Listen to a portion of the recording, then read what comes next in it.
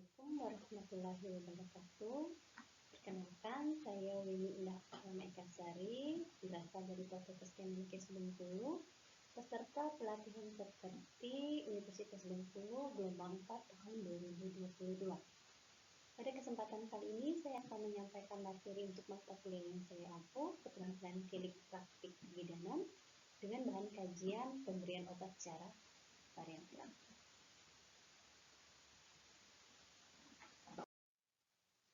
Baik, sebelum memulai aktivitas pembelajaran hari ini, marilah kita berdoa agar proses pembelajaran yang kita lakukan berjalan lancar dan bernilai ibadah.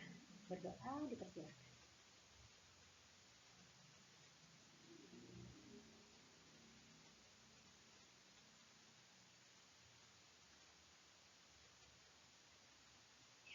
Berdoa selesai.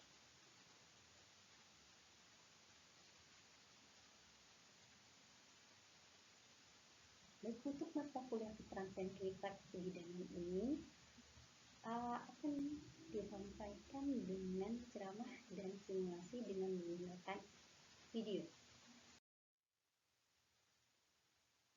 Baik, untuk subcapaian mata kuliah bahan kajian ini adalah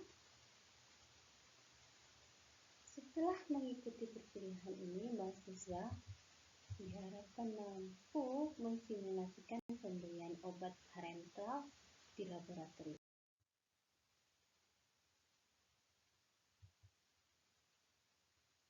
Baik, sebelumnya saya akan menanyakan apakah saudara mengetahui apa saja jenis-jenis pemberian obat. Mari kita ingat kembali pembelajaran untuk bahan kajian sebelumnya.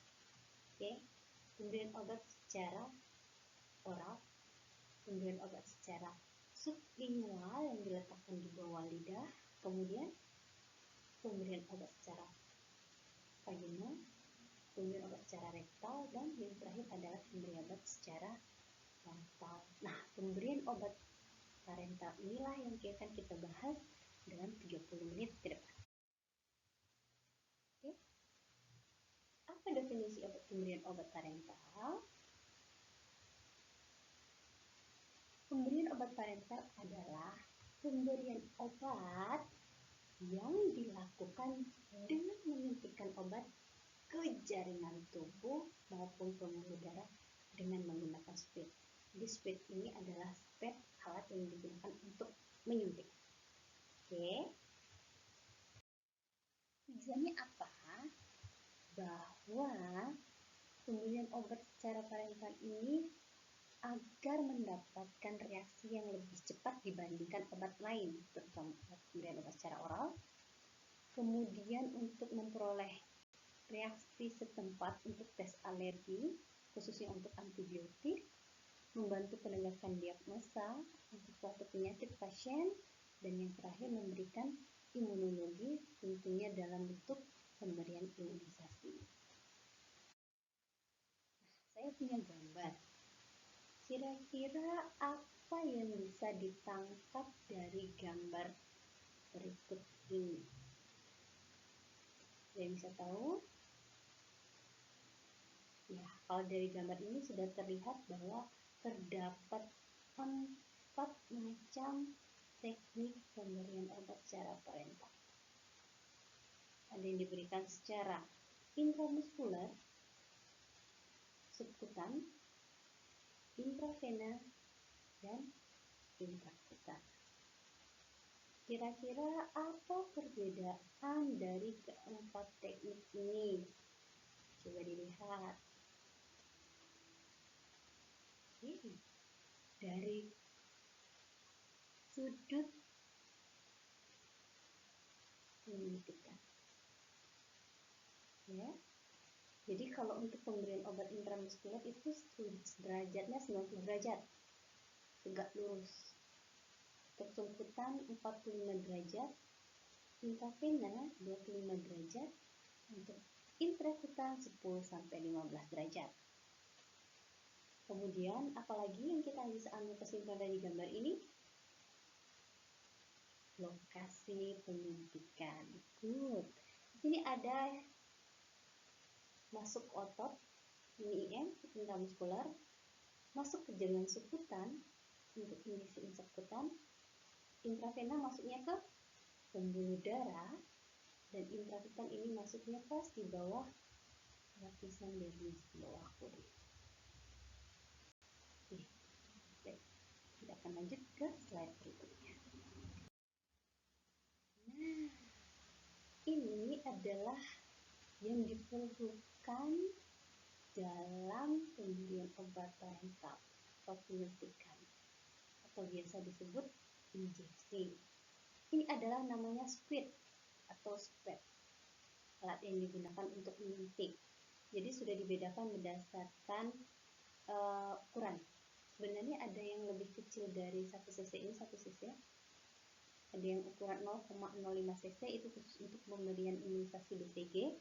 Kemudian ada yang 0,5 cc ini untuk imunisasi bayi. Dan ini 1 cc yang biasa digunakan untuk injeksi intrakutan maupun subkutan bisa. Ini 2,5, ini 3 cc, 5 cc, 10, 20, dan yang paling besar adalah 50 cc. Oke.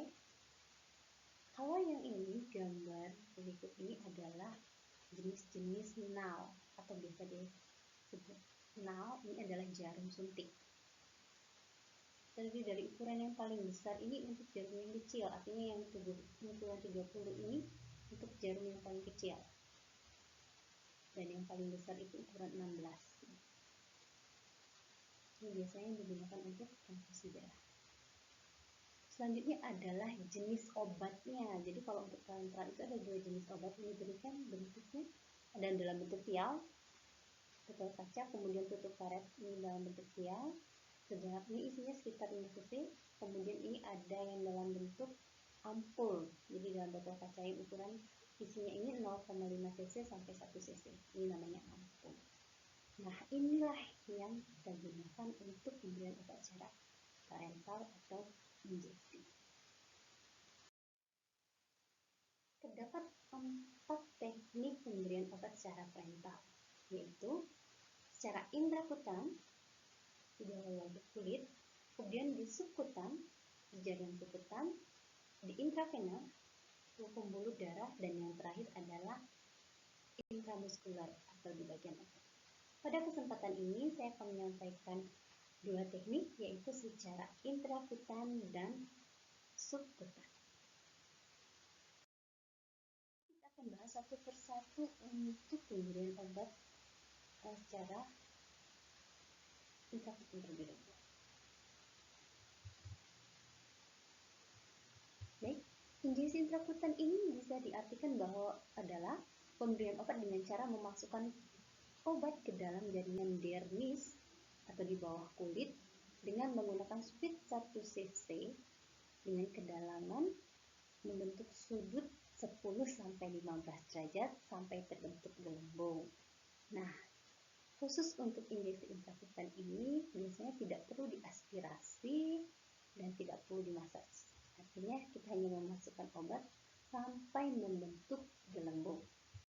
Tujuannya untuk apa? Ini memasukkan sejumlah obat yang disimpan di bawah kulit untuk diabsorpsi. Yang pertama. Yang kedua, ini untuk metode tes diagnostik terhadap adanya alergi atau adanya penyakit tertentu. Dan yang terakhir adalah untuk skin test terhadap reaksi jenis obat yang akan digunakan. Ini biasanya untuk penggunaan antibiotik. Bisa digunakan pada siapa saja? Nah, bisa dilakukan pada pasien yang tidak sadar, tidak mau bekerja sama karena tidak memungkinkan untuk minum obat secara oral, dan tidak alergi obat. Ini boleh diberikan injeksi intrakutan. Yang tidak boleh itu adalah pada pasien dengan luka di area yang akan disuntikkan, adanya alergi kulit, dan adanya area berbulu di tempat akan diinjeksi.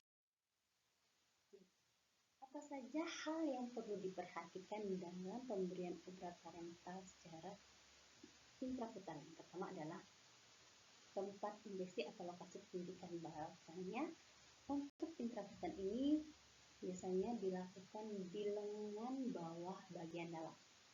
Lengan bawah bagian dalam. Ini ya. Yang bagian dalam, jadi areanya itu tidak ada pembuluh darah dan tidak ada bulunya. Stent yang digunakan biasanya stent yang 1 cc dengan ukuran nalnya 25.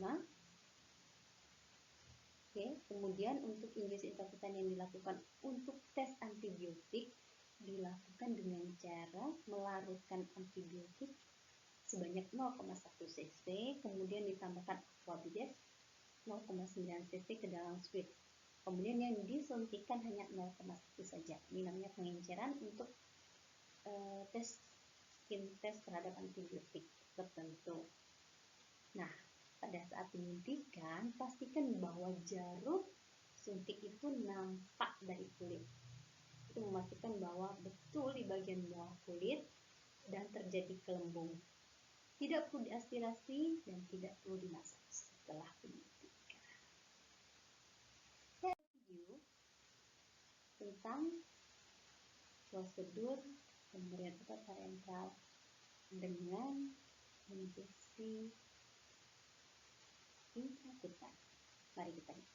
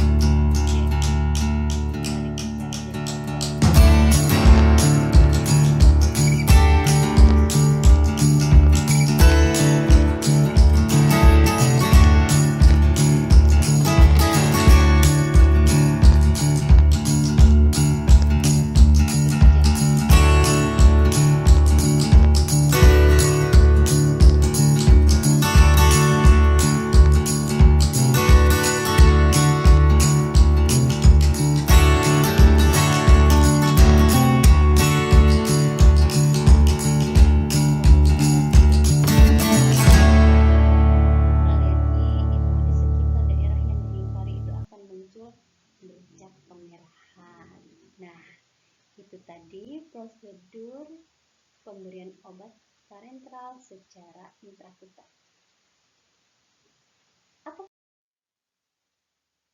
Baik, jadi apa key poinnya? Bahwa pada pemberian obat injeksi intrakutan yang perlu diperhatikan adalah derajat atau teknik pemberian ini maksimal 15 derajat supaya obat yang dimasukkan itu pas di bagian bawah kulit sehingga nantinya akan terbentuk gelembung. Oke, baik. Kita akan lanjut ke pemberian obat selanjutnya, yaitu pemberian obat secara intravena.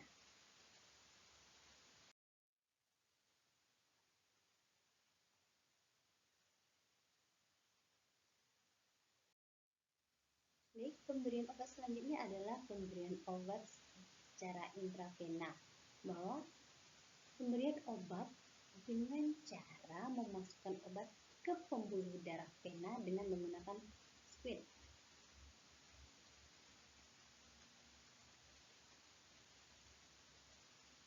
Oke, tujuannya apa? Yang pertama adalah memperoleh reaksi obat yang cepat diabsorpsi daripada injeksi parenteral lain. Karena masuk langsung ke pembuluh darah. Kemudian menghindari terjadinya kerusakan jaringan, dan yang terakhir memasukkan obat dalam jumlah yang besar. Itu tujuan injeksi intravena. Indikasinya apa? Dapat diberikan pada pasien yang tidak sadar atau tidak mau bekerja sama yang memungkinkan untuk minum obat secara oral. Kemudian tidak boleh diberikan pada dalam keadaan yang tidak steril. Kemudian obat yang tidak larut dalam air dan menimbulkan endapan dengan protein atau butiran darah. Ini tidak boleh digunakan. Kita akan bersama-sama menyaksikan prosedur injeksi intravena. Selamat menyaksikan.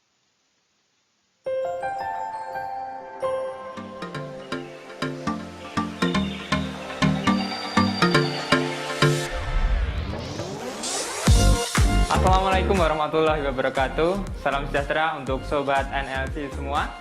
Perkenalkan, nama saya Eko Abdi Nugroho, PLP dari Poltekkes Kemenkes Surakarta. Baik, pada pembelajaran kali ini kita akan mempelajari mengenai injeksi, yaitu injeksi intravena. Untuk injeksi intravena sendiri, yaitu injeksi yang dilakukan pada pembuluh darah vena, di mana tujuannya untuk penyerapan obat secara cepat dan optimal dikarenakan obat tersebut melalui pembuluh darah dan dipompa langsung oleh jantung, sehingga penyebaran untuk obat tersebut lebih efektif. Untuk persiapan alat dan bahan seperti ini. Untuk selanjutnya kita langsung saja ke prosedur tindakan. Yang pertama yaitu mendekatkan alat dan bahan ke dekat pasien. Kita perkenalkan diri, kemudian identifikasi pasien. Selamat pagi Bapak. Selamat pagi. Perkenalkan, saya Eko Abdi Nugroho, perawat yang jaga pada pagi hari ini. Dengan Bapak siapa? Bapak Beni, Mas. Dengan Bapak Beni. Untuk umurnya? 23 tahun. 23 tahun. Kita tanggal lahirnya? 7 Mei 1997. Ya, baik, benar ya Bapak. Dengan Bapak Beni, pada hari ini saya akan melakukan tindakan penyuntikan pada lengan Bapak. Terus kemudian untuk tujuannya yaitu memasukkan obat ke dalam tubuh Bapak. Nanti prosedurnya saya buka sedikit untuk bajunya, dising-singkan, terus saya masukkan jarum, kemudian dimasukkan obatnya seperti itu. Apakah Bapak bersedia? Ya, Mas. Disuntiknya kanan atau kiri Bapak? Yang kiri saja, Mas. Yang kiri saja, oke. Baik Bapak, saya sing-singkan lengan bajunya nggih. Baik, untuk teman-teman semua, untuk pemilihan lokasi penyuntikan intravena, kita bisa menggunakan vena radialis, vena vulneraris dan kemudian vena berada. Pastikan tidak ada luka dan peradangan. Oke, apakah Bapak sudah siap? Oke, oke.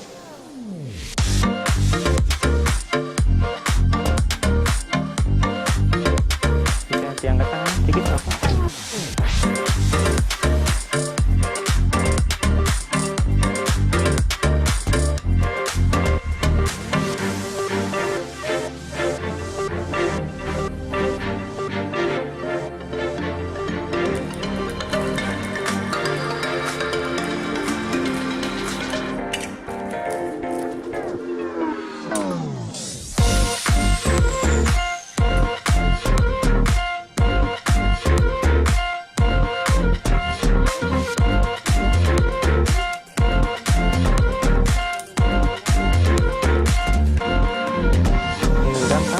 Ibu jarinya di dalam. Oke, saya siapkan obatnya dulu ya Pak ya. Iya.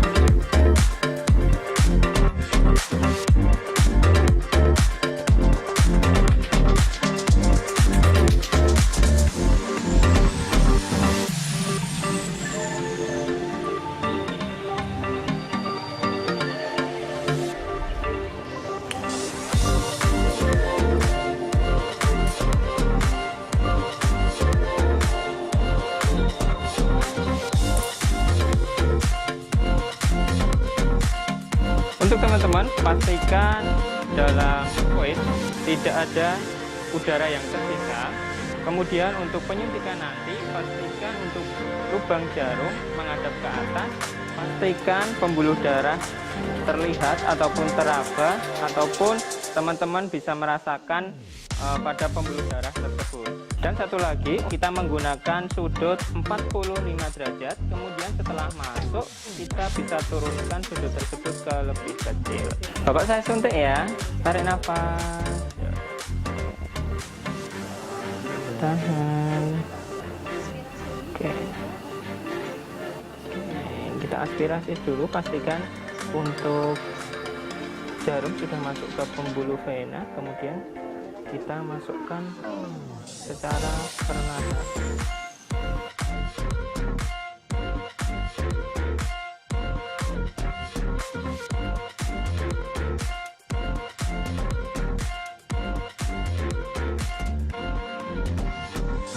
Bapak, ini jangan seperti itu sama-sama.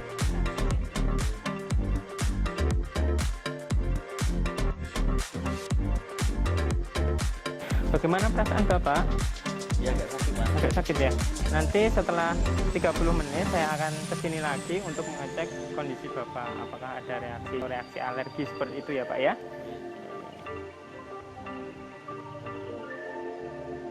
Oke. Sebelum saya kembali ke nurse station, apakah ada yang ditanyakan Bapak? Sudah Mas. Sudah ya? Belum ya? Oke. Nah, saya akan kembali ke nurse station dulu nggih.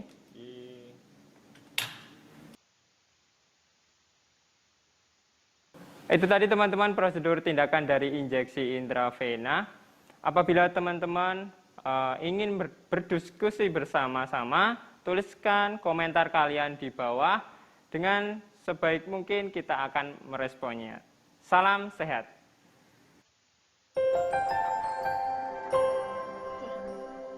Baik. Hal apa saja yang perlu diperhatikan dalam injeksi intravena? Tempat injeksi ini biasanya di bagian lengan, ini vena basikal dan vena cervical. Kemudian bisa ditungkai, ada vena subcutaneous. Spread yang digunakan biasanya spread 3 cc, nalnya boleh nal yang 25. Oke, setiap injeksi intravena dilakukan dengan perlahan, artinya antara 50 sampai 70 detik. Dan injeksi harus tepat pada daerah vena. Maka ketika aspirasi pastikan bahwa ada darah, baru obatnya dimasukkan. Ini secara sederhana adalah cara penyuntikan intravena. Ini tourniquet. Tourniquet ini membantu supaya vena terlihat jelas. Kemudian disuntikan pas di bagian vena besar, pembuluh darah yang besar. Dan sudutnya adalah sudut 25 derajat. Ini ada gambar dengan menggunakan pantau.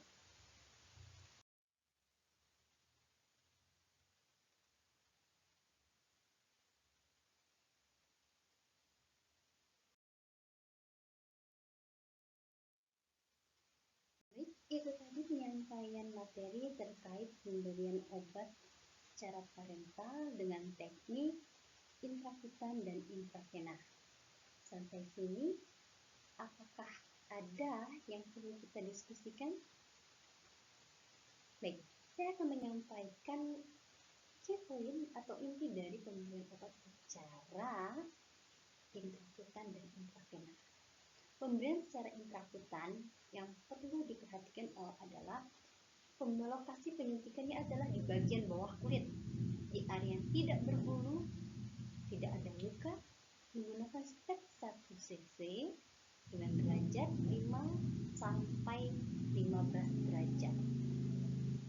Tidak perlu diaspirasi, tidak perlu dimasak, dan pastikan bahwa terbentuk bumbu. Untuk injeksi intravena, pemberiannya ada vena bagian lengan dan tungkai. Pastikan venanya terlihat jelas, dapat menggunakan speed yang 3 cc. Pastikan pada saat aspirasi terdapat darah. Pemberian obat secara perlahan antara 50-70 detik dan gunakan tourniquet sebagai alat bantu. Baik, sampai di sini materi yang bisa saya sampaikan. Terima kasih. Nah, sebelum kita tutup, marilah kita berdoa. Semoga ilmunya berkah. Berdoa dipersilakan.